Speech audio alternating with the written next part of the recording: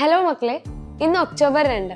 നമ്മളെല്ലാവരും സ്നേഹത്തോടെ ബാപ്പുജി എന്ന് വിളിക്കുന്ന നമ്മുടെ മഹാത്മാഗാന്ധിയുടെ ജന്മദിനമാണ് ഇന്ന്. അപ്പൊ നമുക്ക് എല്ലാവർക്കും അറിയുന്ന ഒരു കാര്യമാണ് 1947 നമ്മുടെ ഇന്ത്യക്ക് സ്വാതന്ത്ര്യം ലഭിച്ചു അല്ലെ. അപ്പൊ നമ്മുടെ ഒരു സ്വാതന്ത്ര്യ സമരത്തിൽ നിർണായക പങ്ക് വഹിച്ചിട്ടുള്ള നമ്മുടെ രാഷ്ട്രപിതാവാണ് നമ്മുടെ ഗാന്ധിജി. അദ്ദേഹം മുന്നോട്ട് വെച്ച രണ്ട് പ്രധാന ആശയങ്ങളായിരുന്നു അഹിംസയും സത്യാഗ്രഹവും.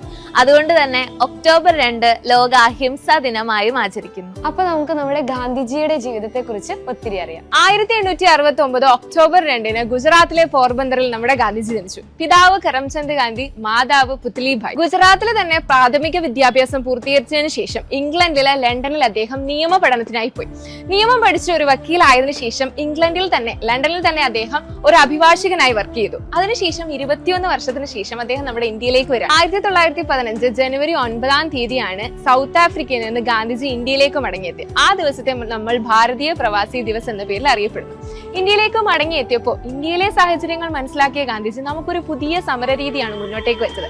സത്യാഗ്രഹവും അഹിംസയിൽ അധിഷ്ഠിതമായ ജീവിതവുമാണ് നമുക്ക് മുന്നോട്ടേക്ക് വെച്ചത്.